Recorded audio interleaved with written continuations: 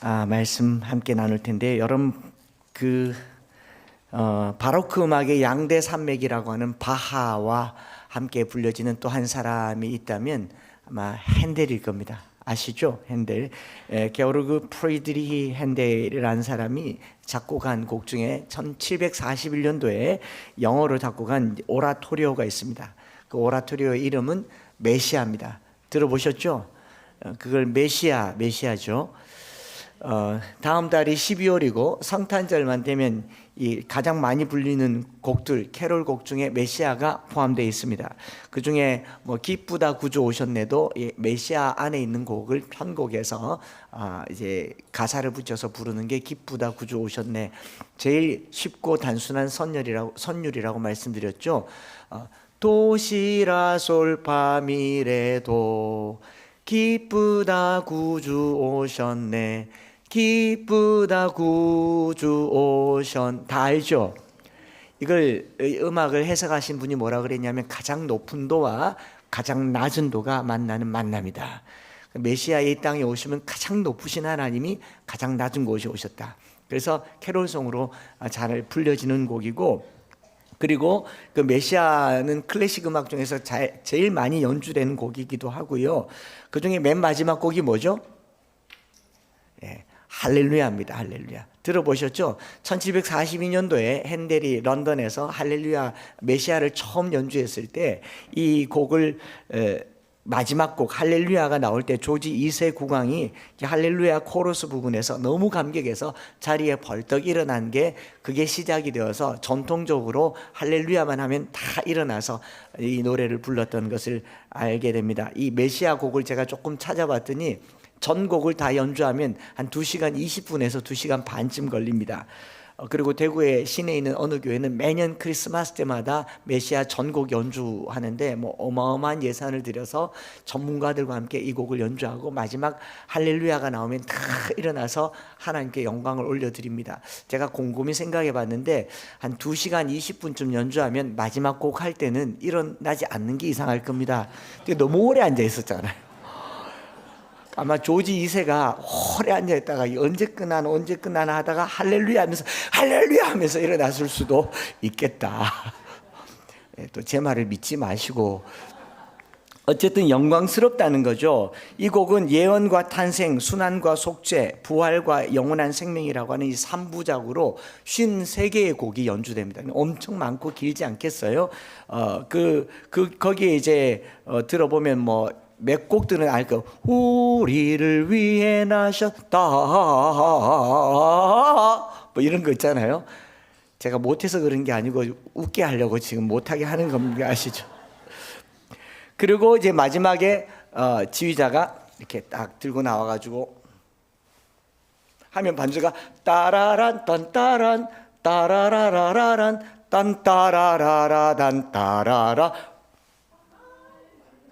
못 들어보셨군요. 딴따라라. 일어서야죠. 네, 이게 할렐루야입니다. 마지막에 엄청 장엄하고 웅장한 곡이잖아요. 그 할렐루야라는 곡 자체가 갖는 영광스러움은 들어본 사람마다 다 감동하게 되고, 왕도 감동하게 되고, 왕이 일어났으니 일어날 수 없는 그 감동인데, 제가 로마서 8장을 읽으면서 특별히 31절부터 39절까지는 어떻게 보면 이 오라토리오 메시아의 가장 마지막 곡 할렐루야를 연상하게 하는 영광스러움이 깃들어 있다 생각을 합니다. 긴 설교보다 본문을 10번 읽고 마쳐도, 큰 소리로 일어나서 선포하고 마쳐도 충분히 가하다고 생각을 해서 그렇게 할까 했는데, 혹자가 저 한 목사 설교는 안 하고 성경 10번 읽고 날로 먹는다 할까봐 열심히 준비했고, 아마 마지막쯤에는 우리 일어나서 선포해야 될지도 모를 만한 그런 웅장함이 있더라라는 겁니다.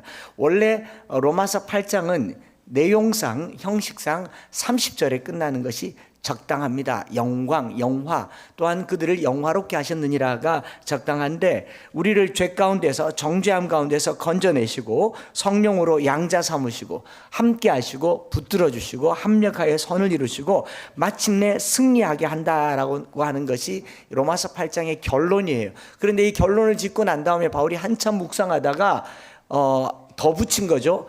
그런즉 이 일에 대하여 우리가 무슨 말을 하리요 하면서 한편에 송영 노래를 지어 부른 것이 8장 31절부터 39절까지인 거죠. 그래서 잠시 호흡을 멈춘다고 그런즉으로 시작하면서요, 잠시 숨을 가다듬은 다음에 더 큰 목소리로 마지막에 선포하는 거죠. 누가 우리를 그리스도의 사랑에서 끊으리요? 라고 얘기하는 겁니다. 그리고 이 질문에 스스로 대답합니다. 우리를 우리 주 예수 그리스도 안에 있는, 그리스도 예수 안에 있는 하나님의 사랑에서 끊을 수 없으리라. 35절의 질문을 39절에 하면서 이 하나님의, 우리를 향한 하나님의 사랑을 노래하고 있는 것이 로마서 8장의 이야기다. 그래서 바울의 결론은 이거죠. 세상의 그 어떤 것도 끊을 수 없는 것이 우리를 향한 하나님의 사랑입니다.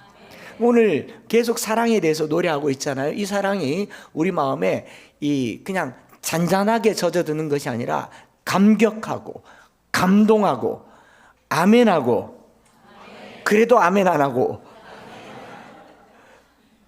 기뻐 뛰며 찬양하게 되기를 축복합니다.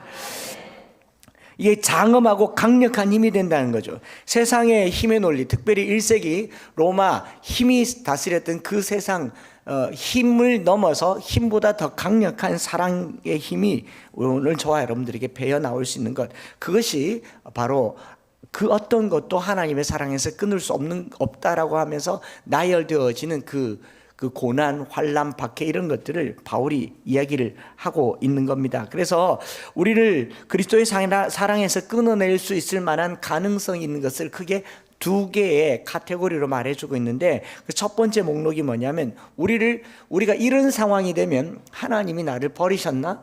하나님의 사랑이 내게서 끊어졌나 하는 느낌이 드는 상황, 첫 번째 카테고리가 뭐냐면 환난, 곤고, 박해, 기근, 적신, 위험, 칼, 이런 것들인 거죠. 여러분들이 이런 상황에 조금이라도 놓여보면 하나님께 버림받았다라는 생각을 하겠습니까? 안 하겠습니까? 그 중에 우리 아이들을 위해서 조금 약간의 설명만 덧붙이면, 환란이란 말은 슬립시스라는 헬라 말을 쓰는데, 타작마당에 곡식을 타장하는 것, 껍질을 벗기는 것 같은 지속적인 고통, 두들겨 맞는 거, 이런 걸 환란이라고 합니다. 또 곤고라는 말도 초등학생 아이들 못 알아들을 것 같아서 이 스테노코리아라고 하는 이 표현은요, 압박이에요. 압박. 좁은 방, 작다라는 압박감 같은. 곤고는 뭐냐면 돈이 없어서 가난한 거라든가 아니면 삶이 찌들어지기 어려워서 이렇게 되는 것을 곤고, 그 다음에 박해, 기근 이런 뜻은 알 거고, 적신, 이 김노테스라고 하는 이 적신이란 말은 빨간 몸뚱아리란 말이잖아요. 무슨 말이에요? 벌거벗었다, 수치스럽다, 얼굴도 제가 지금 붉어 있지 않습니까? 이거는 사랑입니다. 그런데 일반적으로 적신 그러면 수치스러움, 이런 것들, 위험, 칼, 우리가 여러 가지 요소들 중에 이런 것들은 외부의 환경적인 요소에 의해서 내게 주어지는 겁니다. 환난, 때리죠.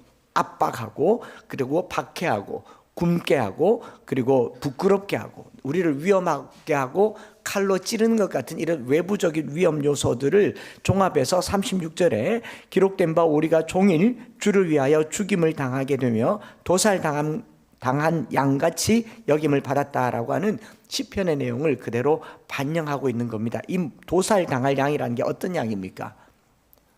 죽음을 기다리고 있는 양이죠. 피할 길이 있어요, 없어요?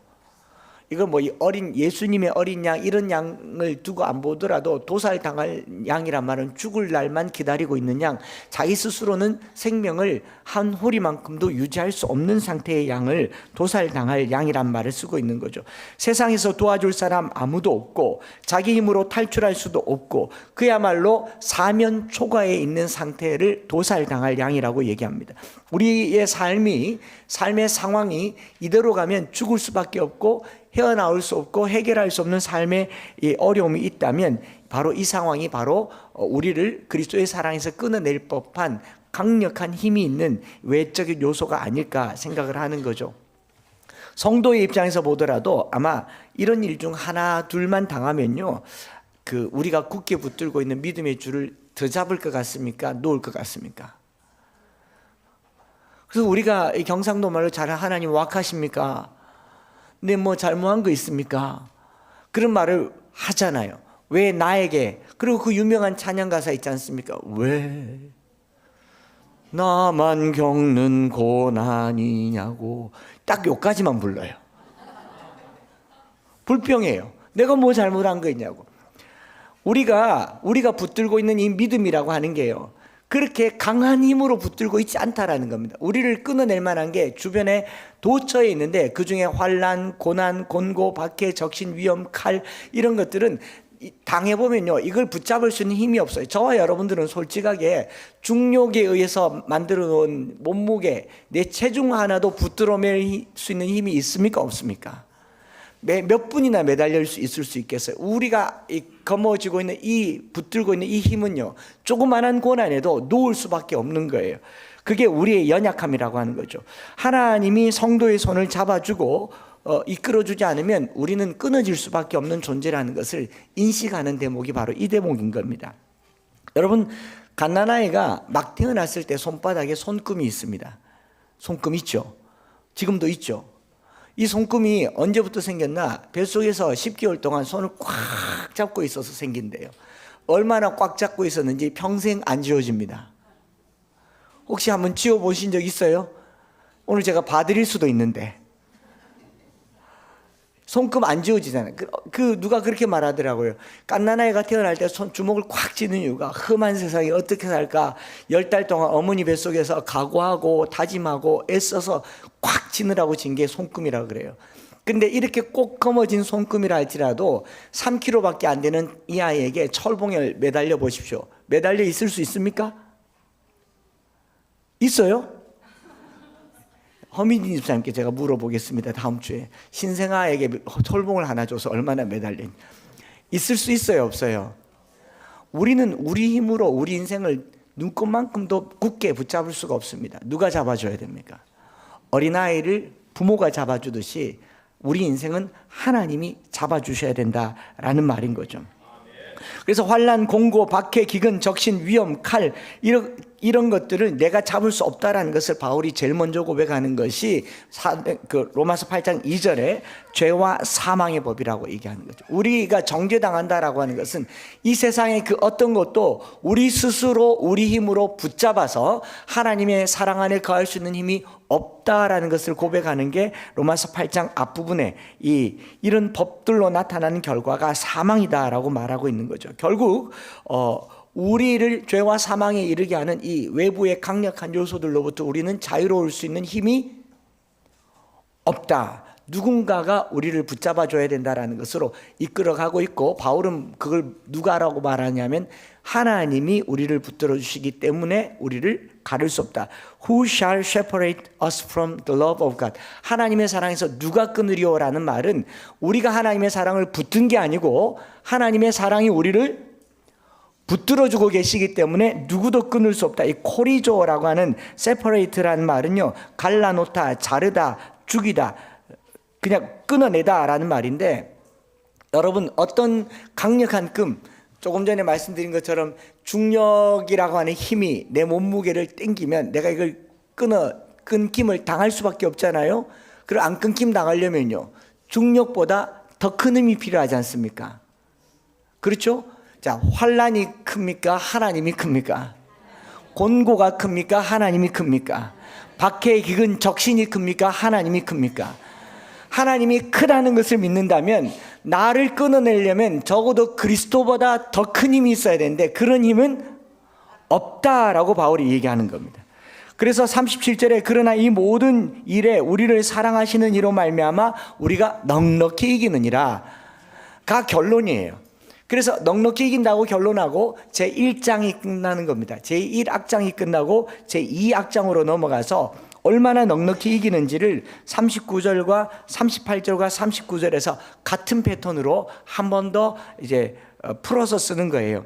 거기에 또 다른 위협의 요소들이 있습니다. 사망, 생명, 천사, 권세자들, 현재, 장래, 능력, 높은 기품, 어떤 피조물, 이런 것들은요, 외적인 위험을 넘어서서 궁극적인 위협이에요. 초월적이고 궁극적인 위험입니다. 그러니까 바울이 환난보다 더 큰 게 뭘까? 죽음이지 않습니까? 곤고보다 더 큰 게 뭡니까? 사망이잖아요. 사망, 생명, 그리고 천사, 권세, 현재, 장래, 능력, 높음, 깊음, 그 어떤 것, 이런 모든 것들은 초월자가 있다고 하더라도 함부로 하기 어려운 것들 말하는 거 아니겠습니까? 궁극적이고 초월적인 위험 요소들을 제시하면서 이것보다 하나님이 더 크신가를 비교해 보라고 말하고 있어요. 그래서 35절에 나오는 7가지 인생에서 경험할 만한 것들을 확대해서 38절과 39절에 더 강력한 요소들을 제시하고 있는데, 그런 것들이 이 사망, 생명, 천사, 권세, 현재, 장래일, 능력, 높음, 깊음, 다른 어떤 피조물이라고 얘기하는데, 여러분 죽고 사는 것, 사망과 생명, 인간이 평생 극복하기 어려운 가장 궁극적인 해결 과제가 생사 아닙니까? 그래서 평생이란 말을 쓰잖아요. 그렇죠? 사망을 극복할 수가 없죠. 조금 더 오래 살 수는 있겠습니다. 제가 여러분들을 위해서 많이 기도해 드릴게요. 평균 수명보다 20년은 더 사시기 바랍니다. 그런데 제가 예언할게요. 죽어요. 다 죽어요. 죽음을 피할 수 있는 존재는 없습니다. 태어나는 순간 죽음을 향해서 달려나가는 겁니다. 예외 없이 죽어요. 나도 죽고 여러분들도 죽습니다. 죽음보다 강한 것은 없습니다. 그런데 죽음보다 더 강한 분이 있다라는 것을 바울이 얘기하는 거죠. 죽음보다 더 강한 것이 있는데, 그것은 바로 우리를 향한 하나님의 사랑이다. 사랑이 죽음보다 강하다라고 얘기합니다. 왜요? 그리스도의 사랑은 자기의 죽음을 담보로 내주셨기 때문에, 자기가 대신 죽으심으로 우리의 생명을 보장하셨기 때문에 그리스도의 사랑이 죽음보다 더 강하다라는 겁니다. 천사들요, 초월적인 존재입니다. 요즘 사람들에게 하나님이 있음을 믿느냐 그러면 잘 모르겠대요. 그럼 혹시 귀신은 믿나? 믿는데요. 귀신은 믿는데 어떻게 하나님을 안 믿습니까? 공포영화는 보는데 어떻게 하나님을 안 믿을 수가 있어요? 이게 초월적인 존재, 천사와 귀신을 믿으면서 하나님의 존재를 부인할 수 없다. 하나님이 있다라는 걸 말하고, 권세, 이 권세는 아르케라고 하는데 처음껏 우두머리, 가장 높은 존재, 권세자들이라고 하는 말은 오늘 이 자본사회에서는 누가 1등이냐라는 거죠. 그죠? 가장 높은 존재를 말하면서 그보다도 더 높은 존재가 있다 없다?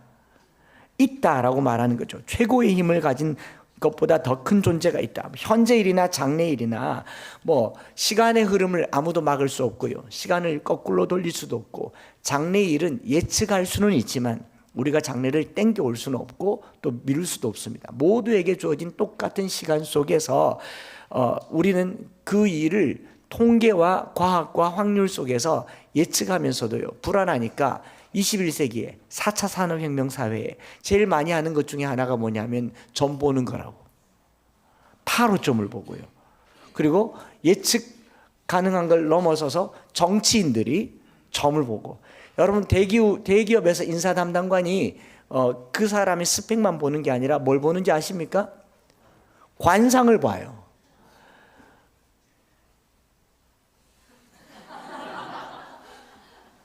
왕이 될 상이로소이다. 그 불확실한 미래를 누가 감당할 수 있겠냐는 거죠. 능력이란 표현도 파괴적인 힘이죠. 디나미스라고 하는 건 다이나마이트의 어근이 된 말이에요. 폭발적인 힘. 그러니까 핵무기라고 하더라도 우리 안에 있는 하나님의 사랑보다 그것이 결코 클 수가 없다. 높음, 깊음, 다른 심지어 어떤 피조물이라도 결코 우리를 하나님의 사랑에서 끊을 수 없다. 이 모든 것을 이기는 힘은 그리스도 예수 안에 있는 하나님의 사랑이다라고 분명하게 말합니다. 그냥 내 마음이 좋고 부드럽고 하나님 저를 사랑하시는 것 같아서 제 마음이 너무 좋아요. 이 외로운 시대에 저를 사랑해 주셔서 남편도 못 알아주고 자식도 못 알아주고 아내도 못 알아주는데 주님 사랑이 너무 좋아서 주님 사랑해요. I love you Lord. And 이런 그 서정적인 사랑이 아니라 강력하고 막강하고 파워풀하고 다이나믹한 것이 우리 그리스도 예수 안에 있는 하나님의 사랑이다라고 말하고 있는 겁니다. 그 사랑 때문에 우리가 넉넉히 이긴다라는 거예요. 32절 같이 한번 읽어볼까요? 시작. 자기 아들을 아끼지 아니하시고 우리 모든 사람을 위하여 내주시니가 어찌 그 아들과 함께 모든 것을 우리에게 주시지 않겠느냐. 하나님의 사랑이 어떻게 나타났는지를 자기 아들을 아끼지 않고 우리에게 주셨다라는 것을 이 말을 그냥 이렇게 읽으면 아이고 아들을 내주시기까지 사랑하셨네라고 하지만, 바울은 구약학자고 구약을 잘 알고 바울의 글을 읽는 로마에 있는 유대인들이나 이방인들 중에 구약을 대부분 다 압니다. 아들을 아끼지 않고 내어준 구약의 한 사례가 머릿속에 주마등같이 지나가는 거예요. 그게 뭡니까? 아브라함이에요. 창세기 22장에 아브라함이 아들 이삭을 바치려 했을 때 하나님이 이렇게 말씀하십니다. 네가 네 아들 네 독자까지도 내게 아끼지 아니하였으니 내가 이제야 네가 하나님을 경외하는 줄을 아노라. 아브라함이 이삭을 바쳤을 때 그 심정은요, 자기 인생 그 어떤 것보다 간절하고 절박했을 겁니다. 100년을 기다렸어요. 100년 만에 낳은 아들을, 그 하나밖에 없는 아들, 둘도 낳을 수 없을 것 같은 그 아들을 하나님께서 느닷없이 바치라. 이 말에는 아브라함의 믿음을 시험하여서 네가 나보다 아들을 덜 사랑하는지 아들보다 나를 더 사랑하는지 시험하고 순종하고 헌신하게 하려고 하는 그런 의미도 있지만, 기독론적으로 이 말씀을 보면요, 앞으로 네가 그렇게 아끼던 아들을 바친 것처럼 나도 내게 하나밖에 없는 아들 예수를 너희를 위하여 충분히 내놓겠다. 주님의 예고가 여기 실려 있는 겁니다. 하나님께서 아브라함의 그 헌신을 보면서 네가 네 아들 독자를 아끼지 않고 나에게 준 것처럼 나도 내 아들 예수 그리스도를 아낌없이 너에게 주겠다. 이보다 더 큰 축복은 없습니다. 로마서 8장의 시각으로 창세기 22장을 보면요, 하나님께서 아브라함에게 아들을 바칠 것이라고 하는 하나의 예표가 되는 것이죠. 하나님께서 자기 아들 예수 그리스도를 아끼지 않고 우리에게 주실 만큼 저와 여러분들을 사랑하신다라는 거예요. 아브라함은 하나님께 드렸지만 하나님은 죄가 있는 저와 여러분들에게 아들을 내어주셨어요. 차라리 위로 드리는 것은 아깝지도 않을 겁니다. 그런데 아래로 포기하는 것은 아깝기가 그지없을 것이지만 저와 여러분들을 그만큼 사랑하고 아끼신다라는 겁니다. 다르게 표현하면요, 하나님의 전 존재를 걸고 저와 여러분들을 사랑하시기로 작정하셨다. 창조주 하나님께서 자신의 모든 것을 걸고, 저는 아브라함의 이야기를 묵상해 보면 이런 생각을 해봐요. 아브라함이 이삭을 바쳤을 때 하나님이 더 좋으신 분이시니까 둘째도 주실 줄 믿는다, 안 죽일 줄 믿는다, 이 정도로까지 고품격으로 해석하는 것은 아브라함의 믿음을 높이 사는 거고, 저라면 이렇게 했을 것 같아요. 아니, 줘놓고 도로 가져가는 게 어딨노? 그런데 하나님께서 네 아들을 내게 바치라고 했으니까 아브라함이 이제 막장인 거죠. 그래, 가지세요. 나도 죽이세요. 그리고 그냥 가상이에요.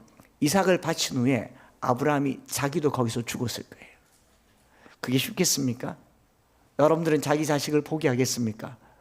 가족을 포기하겠습니까?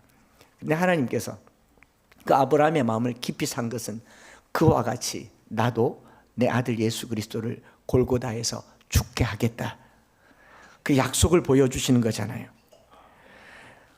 우리 일반적으로 사람들이 종교 생활을 하는 이유는요, 대부분 내가 얻고자 하는 것을 바라는 유익이나 축복이나 소원 성취가 목적인 경우가 많습니다. 그런데 의외로 기독교는요, 신앙을 가졌다고 해서 기도 제목이 잘 응답이 안 돼요. 하나님이 좀 째째해요. 기도하는 대로 다 안 들어주세요. 지난 목요일 날도 올포원에서 기도에 대해서 얘기를 했는데, 기도하면 다 들어주시나요? 대답은 아니요 였어요. 여러분들 기도 안 대로 다 들어주시면 세상이 어떻게 되겠습니까? 엉망진창이 되겠죠. 전부 다 삼성 집안에 태어나고 전부 다 서울대학교를 나와가지고 엉망진창이. 하나님은 우리가 원하는 대로 들어주시지 않으세요. 자신의 뜻을 이루세요. 신앙생활은 내 소원을 만족하게 하는 게 아니고요, 소원보다 더 크신 하나님의 사랑을 알게 되는 게 신앙생활입니다. 하나님께서 우리에게 물질과 건강과 이 영원한 생명을, 영생은 주시겠죠. 축복을 목적으로 우리에게 신앙을 갖게 하는 것이 아니라 하나님의 사랑이 어떠함을 알게 하려고 신앙을 주시는 것인 줄 믿습니다. 다르게 말하면요, 고난을 피하게 하려고 하는 것이 아니고 고난을 극복할 수 있는 사랑을 알려주시는 겁니다. 저와 여러분들이 예수를 가졌습니다. 하나님의 사랑을 받았습니다. 여쭤볼게요. 뭐가 더 필요하십니까? 뭐가 더 필요하세요? 그렇지 않습니까? More than enough. 충분합니다. 충분해요. 기독교를 택했다라고 하는 말은요, 미움받고 재산을 빼앗기고 고문당하고 박해를 받고 위험과 칼이 내 코앞에 있어도 나는 하나님의 사랑으로 충분합니다라는 것을 고백하는 게 기독교 신앙입니다. 신앙의 선배들을 보면요, 고난당할수록 신앙이 더 고결해집니다. 기독교 역사를 보면 부유해질수록 신앙이 타락합니다. 우리가 주님 앞에 고귀한 신앙을 갖기 위해서 뭘 해야 될까? 고난도 두려워하지 않기를 축복합니다. 결국 예수님을 믿게 된다라고 하는 것은 하나님의 사랑을 알게 된다라고 하는 것이고요. 그 하나님의 사랑은 이 세상에 있는 모든 것을 다 합친 것보다 더 크다라는 것을 누리시기를 축복합니다.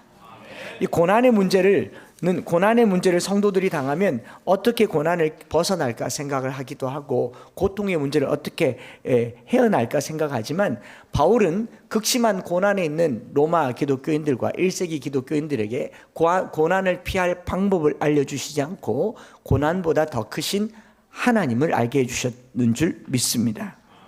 제가 지난주에 누구 말씀 들어보니까 주기철 목사님이 박해를 받은 이야기, 그저 못 위를 걸어가는 정도가 아니고 얼마나 고난에 줬는지 입에 코에 그냥 고춧가루 무슨 식초 못 먹을 거를 가득 집어넣고 거꾸로 매달아서 그걸 때리고 쥐어짜면 구멍이란 구멍에서 그게 다시 나올 정도로 신앙을 벗어버리게 하는 그런 고난들이 있었다고 하더라고요. 그런 고난을 주기철 목사님은 일사각오라고 하는 죽으면 죽으리라 하고 하는 그 신앙으로 영광으로 삼았지 고난을 벗어나게 하려고 하지 않았다는. 그래서 환난, 공고, 박해, 기근, 적신, 위험, 칼, 사망, 생명, 천사, 권세, 현재, 장래, 능력, 높음, 깊음 이런 모든 것들은 내가 고난을 어떻게 극복할까를 알려주는 게 아니라 이런 고난 가운데 있을 때 너의 곁에 누가 있으며 그는 너를 어떻게 대하는가를 알아라 라는 겁니다.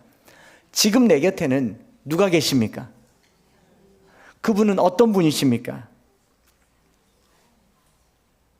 나를 사랑하시는 분이십니다. 제가 여러 번 말씀드린 것 중에 불뭇불에서 빠져나오게 해달라고 기도하지 마시고 불뭇불 속에 하나님을 끌어당기세요. 사자굴에서 나가게 해달라고 하지 마시고 사자굴 속에 하나님을 당기시는 믿음이 있기를 원합니다. 하나님이 사자굴 속에 있는 저와 여러분들 속에서 사자를 똥개처럼 여기게 될 줄 믿습니다.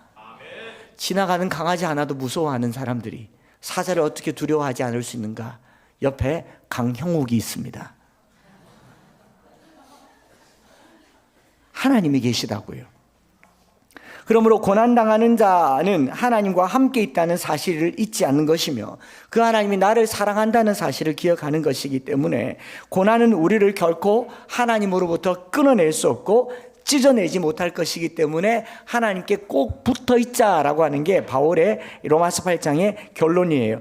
지난주에 제가 이런 표현 썼습니다. 구원과 관련하여 거의 합격은 불합격이다, 합격이다. 거의 구원은 구원이다, 안 구원이다. almost는 not yet이지 않습니까? 아직 이루어진 게 아니라 그랬어요. 그러나 고난은 달라요.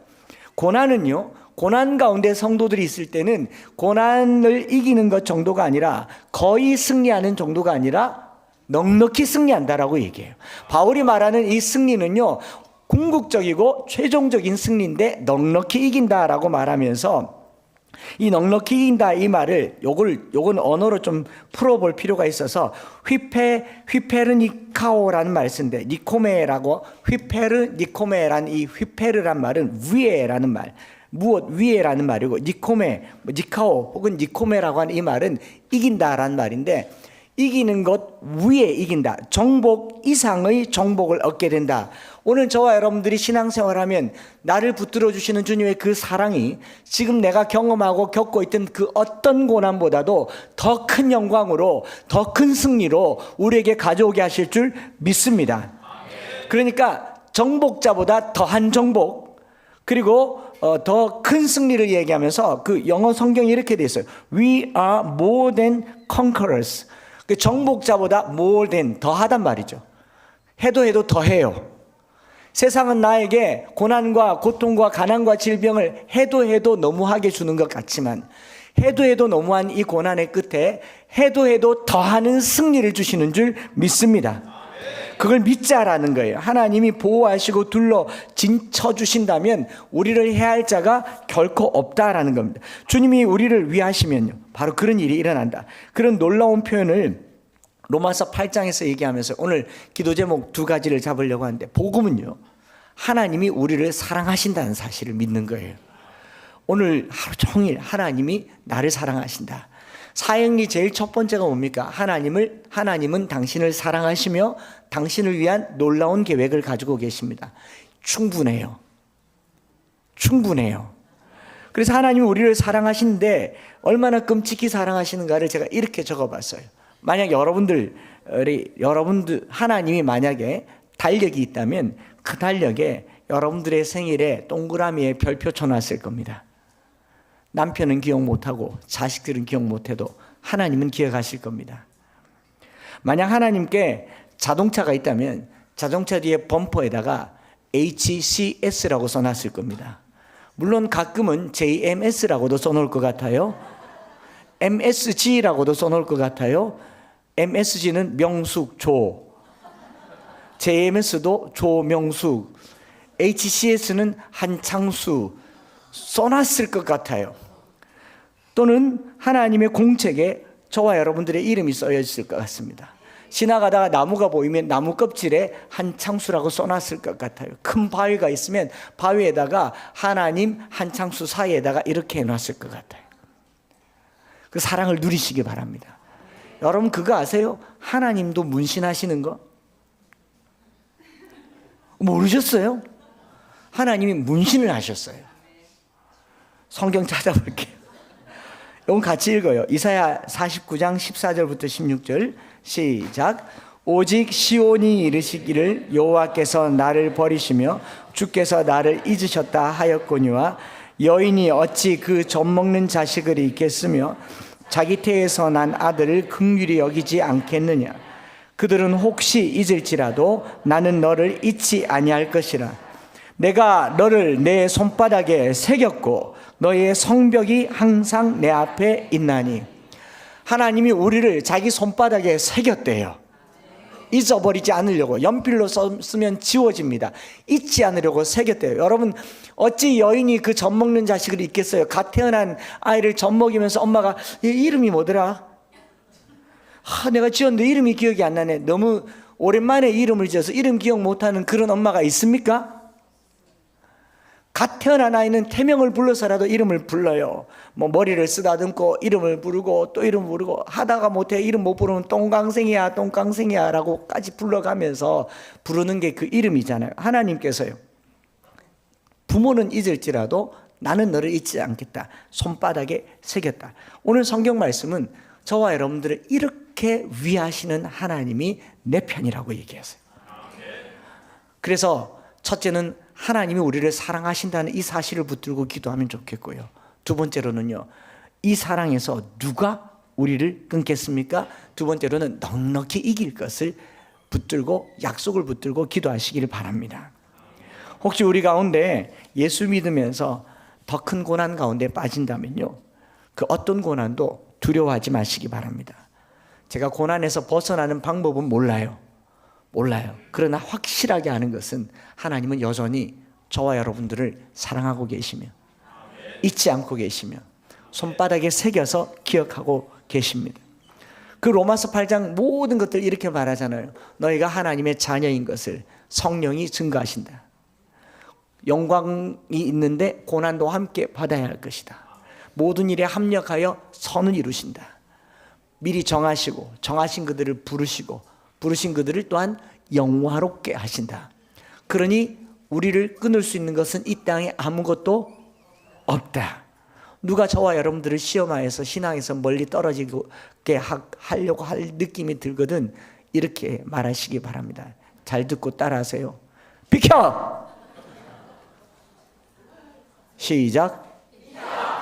그래서 비켜지겠습니까? 비켜! 한 번 더 시작.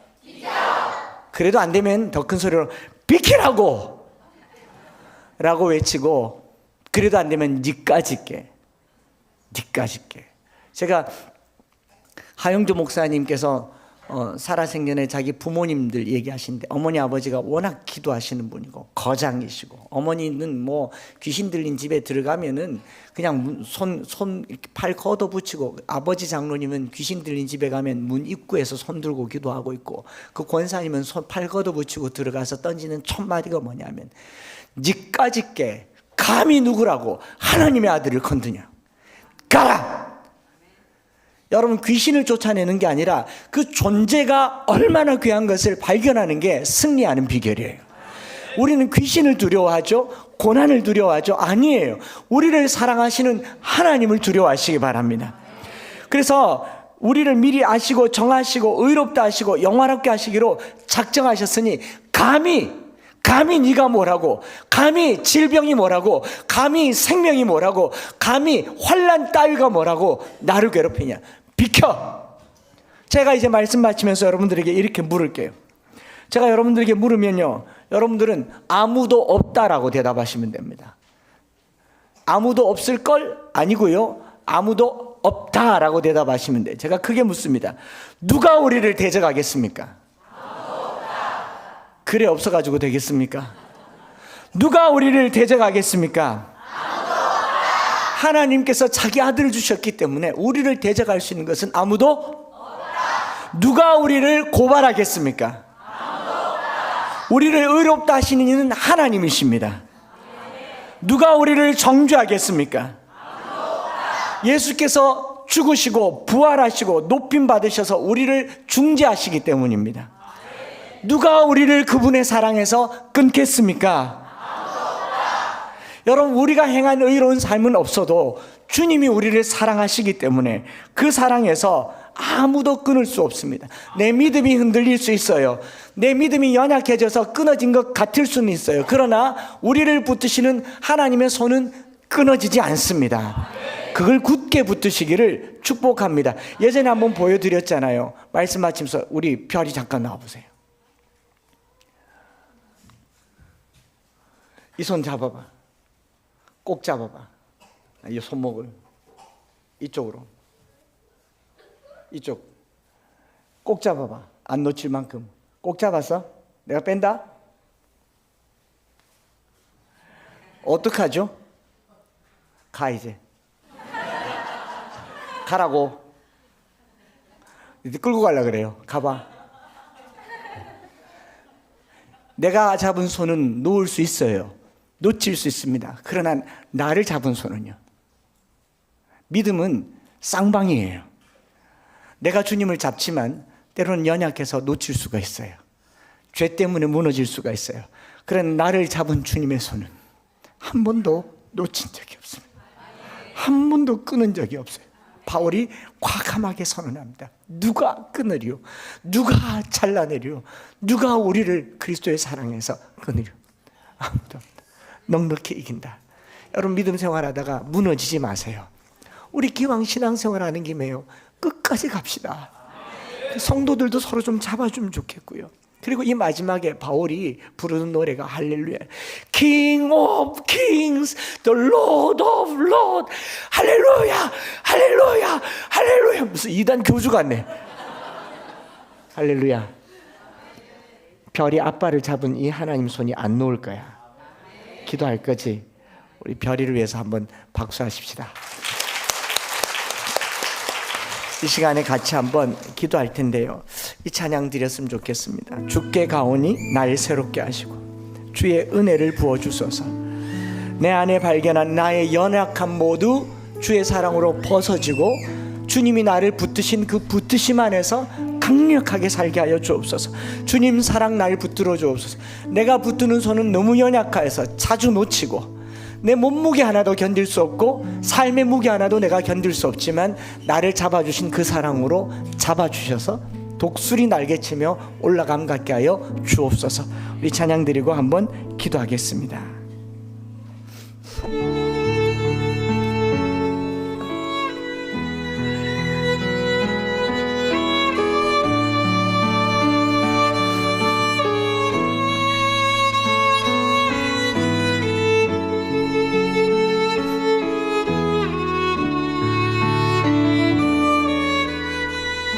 같이 고백할까요? 주께 가오니.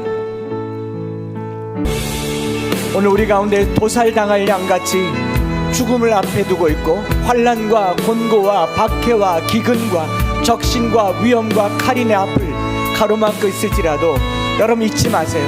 내가 이길 수 없는 곤란이라도 하나님은 이겨내십니다. 하나님보다 큰 것은 없어요. 우리 다시 한번 나의 눈을 열어 주를 보게 해달라고 고백하십시다. 오늘 우리를 새롭게 하소서. 새롭게 독수리같이 날개쳐 올라가는 나 주님과 함께 일어나 걸으리. 주의 사랑 안에. 우리 이 시간에 한번 합심해서 기도할 것은요, 누가 끊겠습니까? 누가 우리를 끊어내겠습니까? 여러분, 그런 허탄한 것에 자기 영혼을 내버리지 마세요. 주님이 포기하지 않으시면 누구도 끊어낼 수 없습니다. 주님이 버리지 아니하시면 누구도 버릴 수가 없습니다. 도살당할 양 같습니까? 거기에 어린 양을 놓고 우리를 건져내신 분이 주님이세요. 우리 한 주간 살면서요, 포기하지 않게 하시고 사랑 붙들게 하여 주시고 담대하게 살게 하여 주시고 넉넉히 이기게 하여 주시고 하나님 비켜라고 말하면서 당당한 하나님의 자녀로 살게 하여 주시옵소서. 오늘 우리 가운데 고난이 있습니까? 질병이 있습니까? 가난이 있습니까?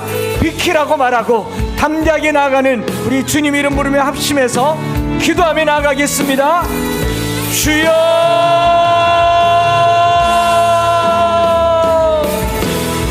오늘 우리를 그리스도의 사랑에서 아무도 끊을 수 없으니 우리를 사랑하시는 이로 말미암아 넉넉히 이기게 싸우니 하나님 아버지, 환난이나 곤고나 적신이나 위험이나 칼이랴, 살아계신 하나님 아버지, 죽을 것 같은 삶을 살고 있고 희망 없는 하루하루를 살고 있지만 우리의 이 희망의 끝은 절망이 아니라 하나님의 사랑인 줄 믿습니다. 사망도 생명도 어찌할 수 없는 큰 사랑으로 우리를 굳게 붙잡아 주심을 믿게 하여 주옵소서. 하나님, 내 힘으로는 잡을 수가 없습니다. 내 손으로는 잡아도 이 중력의 무게 하나 이길 수 없는 연약한 영혼입니다. 말에 무너지고 돈에 무너지고 건강에 무너지고 환경에 무너지는 우리의 불쌍한 영혼들을 잡아주시옵소서. 우리를 사랑하시는 하나님, 아들 예수를 아끼지 아니하고 우리에게 내어주신 하나님, 우리를 잡아주시옵소서. 연약한 육체를 잡아주시옵소서. 죄에 기울여지고 있는 내 발걸음을 잡아주시옵소서. 비켜라고 말하며 걷게 하여 주시고 누가 끊으리요? 누가 정죄하리요? 누가 박해하리요? 누가 말리겠습니까? 끊을 수 없는 그 사랑으로 한 주를 승리하며 살게 하여 주시옵소서. 오늘 우리의 흔들리는 믿음을 굳게 잡아주시는 성령님, 우리 안에서 양자됨을 드러내게 하여 주시고 마지막으로 궁극적으로 할렐루야 주님을 찬양하며 다시 주님 앞에 달려나오는 승리하는 그리스도인들 다 되게 하여 주시옵소서. 오늘 하나님의 사랑이 우리 가운데 깊게 젖어들어서 누구라도 그 사랑에 감격하며 주를 노래하는 이 하루, 이 한 주가 되게 하여 주시옵소서. 우리 구주 예수 그리스도의 크신 은혜와 아버지 하나님의 변함없으신 사랑하심과 성령 하나님 위로 교통 충만 역사하심이 그 무엇도 그 누구도 우리를 그리스도 예수 안에 있는 하나님의 사랑에서 결코 끊을 수 없음을 믿고 그 믿음으로 연약한 무릎을 세우고 놓았던 손을 다시 붙잡고 십자가를 붙들고 나아가기를 소망하는 사랑하는 모든 성도들 머리 위에 이제로부터 영원토록 함께 있을지어다. 아멘.